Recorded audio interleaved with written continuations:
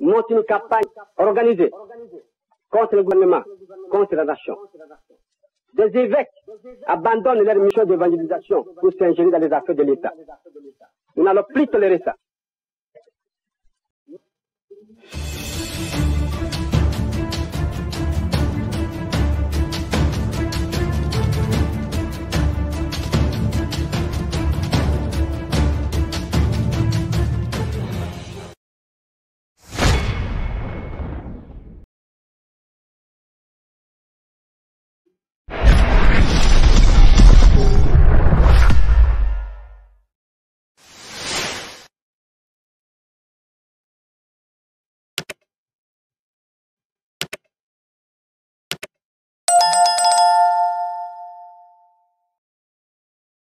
Mbote balandi ya chaîne Abisso Victoria HD, merci pour la confiance que vous nous accordez.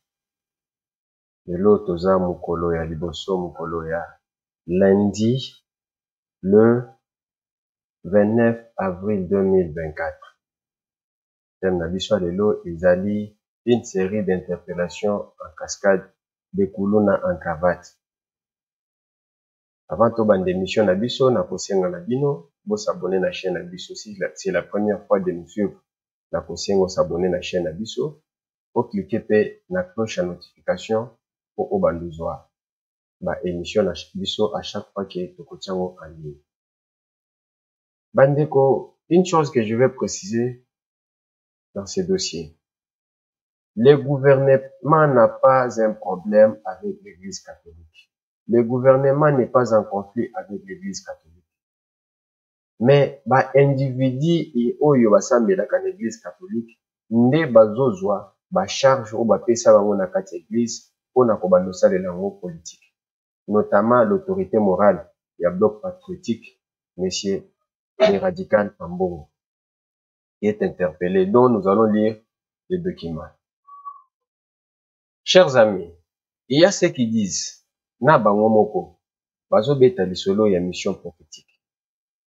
Je sais que la mission prophétique et la Bible, ce n'est pas seulement bango batu bayebi mission prophétique, bango batu bayebi otanga Bible koleka batu nyonso non plus. La Bible, biso nyonso totangaka Bible. La mission prophétique, ça n'a pas commencé avec Ambongo, ni avec Choule, ni avec Fulgence Muteba. La mission prophétique a commencé avec la Bible. Depuis, dans la Bible, la mission prophétique des hommes de Dieu existait. Mais, il ne faut pas faire la confusion. On n'a jamais vu dans la Bible, Naba, prince de l'église, Onyoso Baleka na kati ya Bible, Élie, Élisée, Josué, prince de l'église Nyonso, Siracide, tout le monde, Abakou, mon côté atikala kozala, kosede kolongwa na mission prophétique na ete. Les conflits entre pays, entre État, na Bible ezalaka. Mais ce prince de l'église, aucun prince de l'église totikala komona ayebisaba na Israël, a justifié évasion yaba Moabite, évasion yaba Philistin, nakati ya Israël. Alors que c'est parce qu'il y a une frustration. Non plus. Oh abe atinda na Israël bakende et pas paya, bakende pas Philistin, bakende pas Moabite, bakende pas bikolo nyonso bandaki koluka kobundisa Israël. Atinda bango ke bokende kokota na rébellion contre Israël parce que vous êtes frustrés. Est-ce que frustration ezaka na Israël? Totikala comme na jamais. Mosali na Nzambe, mon côté na Bible, a justifié frustration na ye po bapesi mbongo te abanda ko attaquer bakonzi. Mais c'est la Bible qui me dit que il faut respecter l'autorité rétablie. Mais ce n'est pas ce que nous avons vu chez M. Ambongo. Ambongo insulte les autorités comme il dit. Et il veut qu'il soit respecté. Ambongo akenda kalibanda kokota na ba officine ya butu contre la République. O bazo bundisa bazo boma biso. Ambongo akenda kune pa na bango. Akende kokota bapesa ye mbongo. Na ye na sholi. Ndenge bakendaka na ba officine na bango. On a des preuves.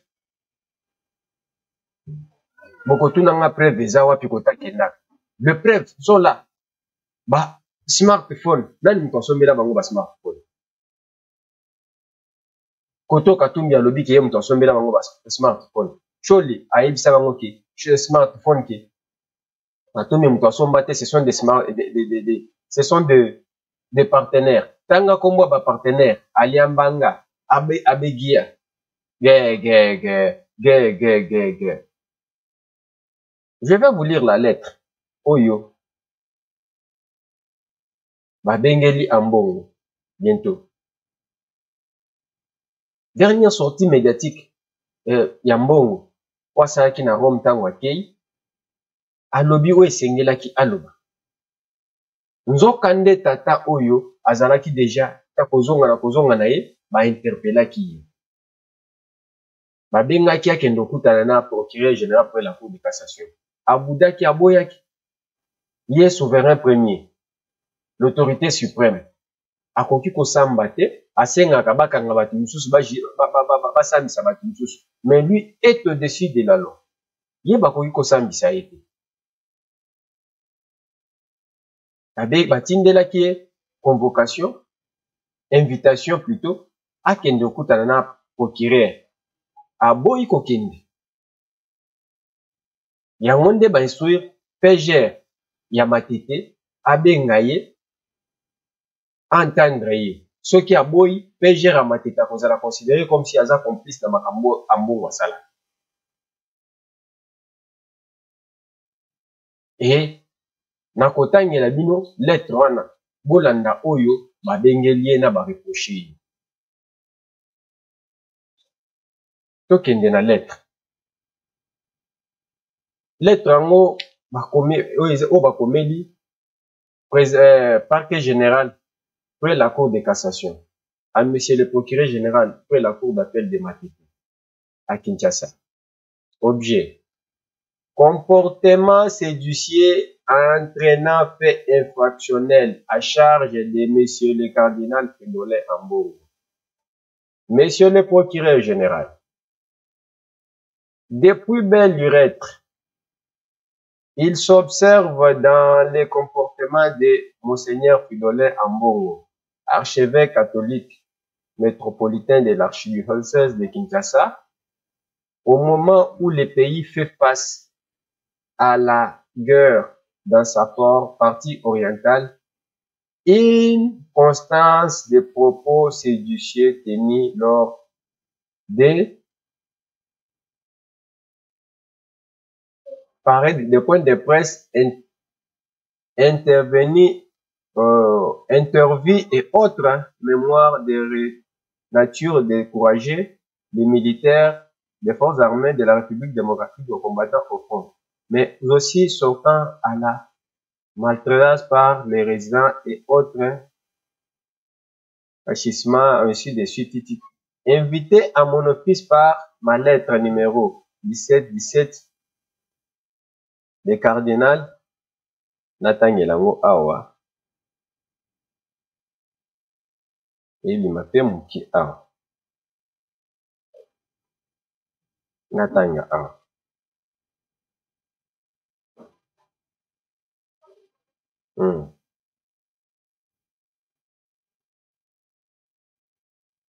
Ok.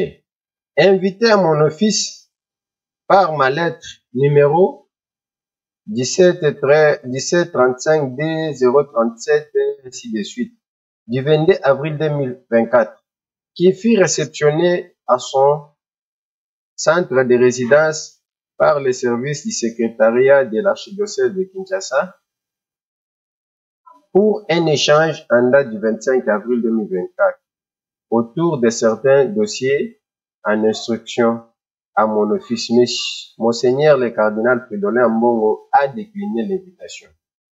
Devant l'évidence de ce comportement qui s'analyse en fait infractionnel envers et contre la patrie, son peuple et ses dirigeants et qui mettent à mal les lois de la République, je vous ordonne d'ouvrir une information judiciaire à charge du prélat susvisé qui violente délibérément le conscience et semble trouver un plaisir à travers ces faux bruits et autres incitations des populations à la révolte contre les institutions établies et aux attentats contre les vies humaines. Agir autrement s'analysera un déni de justice de votre part et votre inactivisme sera considéré comme un fait de complice avec le fait répréhensible évoqué ci-avant. Je vous saurai gré de me tenir informé en temps réel de l'évolution de vos investigations. Wana, procureur général près à Cour de cassation à Pomeli, PGR Yamati. Alors, le 24, Nzokande le 24, Mabengaki, les radicales en Bongo, à Kendokutana, na PGR près la Cour de cassation, pour basala échange, basolola, a expliqué makambu oyo, ya lobaki. Aboudé, à lobi keno, Yé Aza Likolo ya Mideko. Bien que moi j'étais contre son interpellation. L'émission, moi, quoi, si vous vous souvenez, à chaque fois. Nabanda Koloba Keno, il fallait lui laisser faire ces bruits-là, faire ces tapages là-bas. Donc, il cherche par où. Bokolanda déjà naba média naba. Il y a Média France Monde. Oyo, il y a sponsor nabango général. Qui est Georges Soros et Vincent Bolloré. Oh, ba sponsorisa kabango. Ba patron nabango. Ce sont ces gens-là qui ont mouté sponsorisé Nakabango. Alors, Bokolanda Bango Banda Makele, France 24, TV5, RFI, Jeune Afrique, Bako Banda Makele les points d'interpellation. Et ça Makele, Yassima Yani. Pour Jeune Afrique, Akocha Makele, je vous ai déjà expliqué que François Soudan, directeur à Jeune Afrique, Aza Master Paul Kagame, sponsorisé par Vincent Bolloré, na Georges Soros. Bakotika la koloba malamu te ya Congo. François Soudan wana. Bakoloba lelo bakofinga Congo ndenge balingi. Congo bashini batu basala kango ce sont ces médias. RFI TV5 bazana moi retenu po ba émetteur na bango eza bazo émettre na Congo. Bazo sala na ndenga ko batama. Po ba yebi ke so ba salaire ba okata bango signal. Mais Jeune Afrique ou tobengaka vieille Afrique. Wana kutu nde petit mokonche ya Paul Kagame na ba multinational. Alors, il est interpellé. Comment quelqu'un qui se dit prélat catholique, yeso ki abandi omeli, atika na côté ya bandimi ya catholique, batika masumu. Masumu oyo ye amonaka ezaka masumu ya ba autorité congolaise. Masumu oyo ya ba évêque amonaka ngoti. Je vous avais mis une vidéo ici. Oyo sango oyo soki paroisse ni alobaki ke ye tango alobaki ke botika. Ba o ba boti ba avant ko ya pa. Ba o bazana bana baya ko s'identifier. Alobi ke ye moko asi s'identifier. Et pourtant à Salanine, à Salave ya chasteté. Et pour côté msusu, bazana ban. Masumo wana mona ngote. Bientôt au niveau de l'église catholique, ba uti ko Salanine, ba uti ko sala ba uti ko pesa ndingisa. Po babanda ko bénir mariage ya mibali na mibali, basi na basi babala. C'est qui est contraire à la Bible. Basi bate yango, basi batelemela yango. Makambo ba hotel melizaka ya leta. Mais oya bango na kati église, basi batelemela ngo. Libanda église, est-ce que bandimi oya catholique? Ambongo azwakata ya kote ya bango ke batika masumu. Ou soit masumu oya mona kezaka ya bakonzi ya mboka. Bato bazo kamba Congo. Vous avez suivi, je vous ai mis la vidéo de Lumumba, l'héros national. Makambo et bandi les lotés bandits depuis Lumumba. Ce sont des gens qui vivent sous les mamelles des impérialistes. Donc, bango bamonaka, Congo, lokola bangonde, c'est eux qui ont un mot à dire. Tandis que nous avons une constitution qui dit que le Congo est un pays laïque. Biso toza pays laïque, nous ne sommes pas un pays catholique, comme l'Égypte qui est un pays arabe, à prédominance musulmane. La religion en Égypte est la religion d'État. Elingi kolakisa nini? Égypte ndenga zana, à part président ya Égypte. Mokonzi ya Islam na Égypte, il a un mot à dire. Il a un avis à émettre. Oyo gouvernement ekoyoka. Oh, eza religion d'État. Je crois Chine eza pays religion na bango d'État eza bouddhisme, je crois. Je n'ai pas de précision, il faut que je vérifie sur Internet. Mais le Congo est un pays laïque. Quel pays laïque est le Laxanine? Donc, pays Congo est considéré l'église nyonso. Keza église yamboka. Basamelaka, motuna mutuaza libre. Église à l'État ezati. Mais l'église catholique au niveau du Congo, il se donne un poids. Balingi komi pesa poids ya makasi. Et c'est depuis la conférence nationale pour ba pesa bango poids keno, ba diriger conférence nationale. Baye kozo Congo et komi lokola bango nde sikoyo bato mayele koleka bato nyoso na kati ya Congo. Ce sont eux qui ont un mot à dire, ce sont eux qui peuvent dire n'importe quoi depuis conférence nationale. Il y a ceux qui commandent partout. Ninazo mona, ba oyo, ba prêt. Moi qui vous parle, je vous ai toujours dit dans mes émissions que je suis catholique. Je suis catholique, mais je suis contre les comportements de M. Ambongo. Ambongo croit que na mission ba pesie pa ba mindele. Bakanisi ke yelo kwaza cardinal ya église catholique. Onyon so koloba, biso nyonso ba chrétien catholique, nous sommes derrière lui pour dire amen. Loko ape alobi mokonzi azala na dino biso nyonso tozongisi azala pe na yo. Biso nyonso koloba. Ceux qui alobi alléluia, amen. Non. Il n'est pas Dieu. Makambo nzambe oui, ceux qui a teili loba nzambe comme il se doit. Toyoki. Mais ceux qui a kena makambo politique to boye. Mais ce monsieur depuis qu'il est là, il ne se comporte pas comme un prélat. Il se comporte comme un politicien. Le monsieur Takingakati. Akekuna, à ce qui va payer brochette allié, alobi que vous êtes encore trop jeune. Vous avez mon soutien. Comptez sur mon soutien. Ba oyazo lo ba ke comptez sur mon soutien wana. Ndeba o ba boma Thérèse Kapangala na kati église catholique. Et tant ozo seka koti na Kingakati, à ce qui que vous êtes, c'est que j'ai vu ici s'émerveiller. Mais atikala kotuna bango tekende awa na moni ba lion bozo bose bango ninu na miliki. Mais toko tape na mutuka tokende nazo ya l'état pendant 18 ans botiki nini kuna. Atikala kotuna bango te. Mais akolobika lokola a vu enveloppe alobi que vous êtes trop jeune, comptez sur mon soutien. Au niveau de l'église, au niveau même de la Bible. David Nzamba bandaki obenga ye. L'homme selon le cœur de Dieu. Donc Nzambe nani na mokili ao o Nzamba abenga ke aloba ke l'homme selon mon cœur.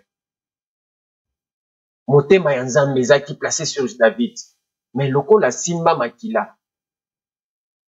L'homme selon son cœur, Nzamba boya atinda basali na ye ba yebiseke atongela ye temple te. Azeli ti mwana na ye Salomo azui bokonzi. Ne ayebiseke atongele temple. O te bengaka temple de Salomo. Pourquoi? Parce que David azaki na makila.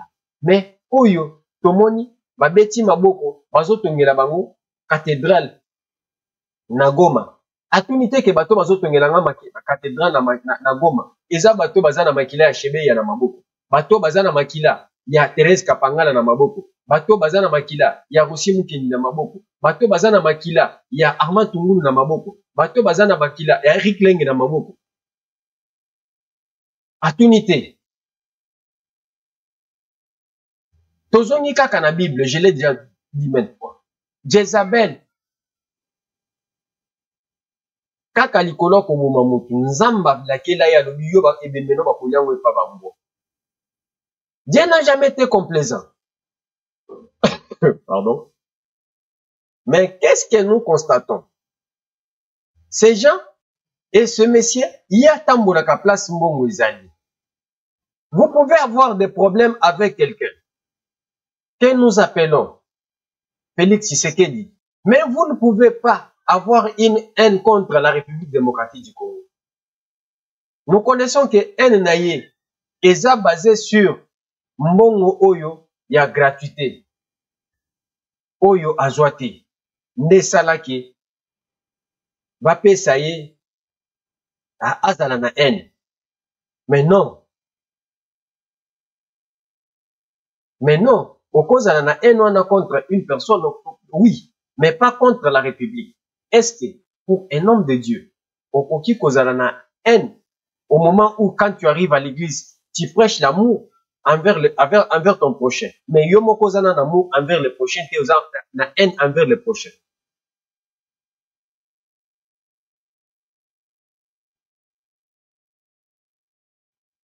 Les Congo, l'Afrique, l'Église catholique est implantée partout en Afrique. Est-ce que comportement y a ba prélat catholique, comportement y a ba cardinaux au bazar en Afrique, et zandenge mokona o izana Congo, au nom de la démocratie. Donc tu peux te réveiller le matin, dire ce que tu veux, parce que tu es un cardinal, tu es un intouchable. Non. Le pape lui-même, en venant ici au Congo, il a demandé à ces multinationales, le pape est mieux informé, à yebi ke bitumbo ezoleka na Est. Eza, y a pas multinationales, les Georges Soros, les Vincent Bolloré et les Mo Ibrahim. Nde bato bazo alimenter bitumbo eza na Est. Alobi ke bolongola maboko na bino na Congo. Au moment où le pape demande aux multinationales balongola maboko na bango na Congo, Cardinal Ambongo aye alobi bato bazo kende na rébellion, c'est parce que le partage des gâteaux n'a pas été équitable. Quel partage des gâteaux? Na mboko tolali tolamuki. Etienne Tshisekedi bazongisa ye na mboka. Akenda kota bilanga. Est-ce qu'il a décidé? Il avait décidé à son temps. Yakosimba Manduki pour la obunisa bobuti. Même à l'époque de Mouze, Asimba Manduki. 37 ans d'élite, il y a eu des pestes. Asimba Manduki.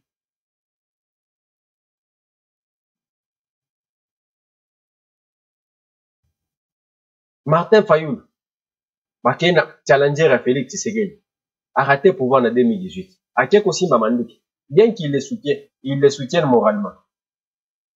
Qui au même na bloc patriotique comme autorité morale. Ça ne vient pas de moi, ça vient de Devos Kitoko. J'ai la vidéo. Ozo le bakeno bloc patriotique mutamema weza église catholique.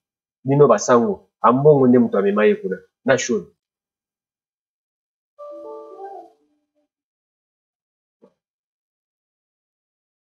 Raison pour laquelle je vais vous informer. Il n'est pas interpellé.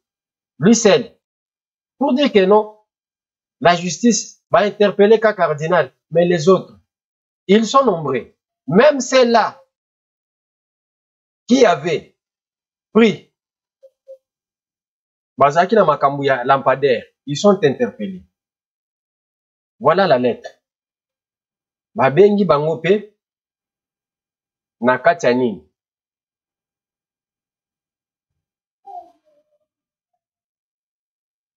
Nous n'allons plus tolérer ça. Monte une campagne organisée contre le gouvernement, contre la nation. Des évêques abandonnent leur mission d'évangélisation pour s'ingérer dans les affaires de l'État. Nous n'allons plus tolérer ça.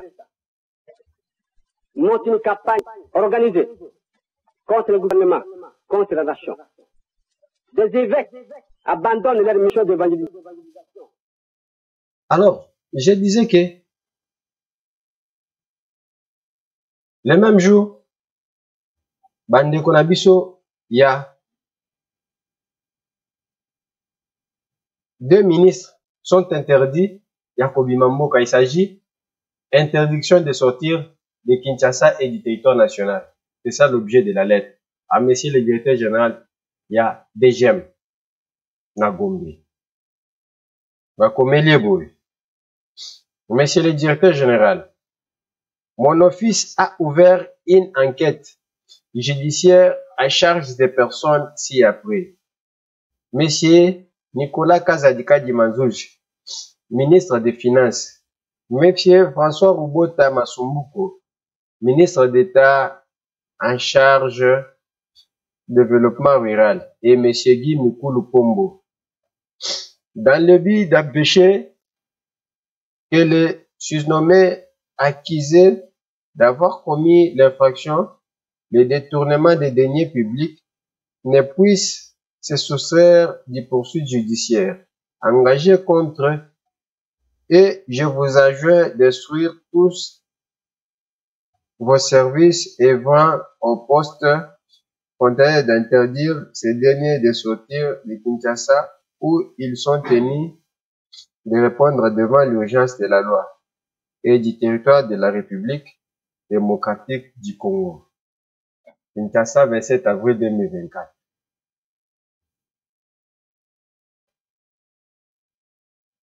Wana etali François Rubota na Nicolas Kazadi pona makambo balampadaire o ezotambo.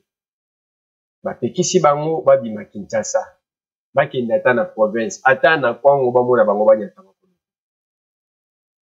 Yango nde basengi na procureur et na directeur général ya DGM ayebisa bato na ye baza na frontière et babima po basamba. Je voulais dire quoi na dossier O? Tomona ba instruction ebele. Il faut tomona pe bato oyo nyonso misatu o 4 tolobi, en commençant par Ambongo na ba ministre ni bale oyo baleka pe basala na procès public. Et soki baleki na procès wana toyoki Ambongo azosamba apesa biso ba justification tif ya makambo nyonso ya bandaki ko liboso ya justice po koboya na ye ozoboya alobi ki akokende te. Donc amona motu liboso na ye te oyo babengaka peje asamba liboso ya bato aexplike biso makambo nyonso oyo ayebisa biso ndenge gouvernement epesaka ba FDLR minduki ndenge wazalendo babomaka bato apesa biso amema baprêtre. Et après ba ministre basamba bayebisa biso pe lampadaire moko basombaki yango na $5,000 neni. Vous avez suivi les gouverneurs na Top Congo ndenge alobaki pe atikali ko convaincre pe peuple te na makambo lampadaire na makambo forage bayebisa biso mbongo wana ebimi ndenge nini ekende nini na bato bakendaki osomba baza cité na makambo wana ba Madou Diaby na ba Pacheli soki Pacheli wana. Il faut que peuple congolais toyoka ndenge bazosamba ba expliquer biso ndenge bazo. Et soki basambi basilisi soki mbongo eza moyibi ba saisir biloko na bango ezonga na compte à l'État. Nous ne voulons pas une justice oyo tokoyoka babandi nanu boye et à un certain moment toko bakomi na niveau ya ke basambi basilisi kosamba o bake na cassation bazongika na cassation epa na yo ok le dossier est déclaré sans suite même s'ils sont condamnés bakomi na dossier oyo bakokoma ke so bakomi na cassation bakonda bablanchir bango comme dossier à 100 jours. C'est ce que nous ne voulons pas. Et une justice spectaculaire. Et après mbongo se volatiliser mbongo monanité. Toyoka ke bato mususu babandi okota monsieur le procureur toyoka ke bakoti pe bato babandi okota prison. na bambongo wana soki tokike bakoti prison. On va commencer à applaudir. Voilà ce que j'avais à partager avec vous. Je vous demande de vous abonner à notre chaîne. Merci beaucoup. Tokutani Lobby. Tokutana pe lobby te mais tokutana na poko kwa émission. Merci.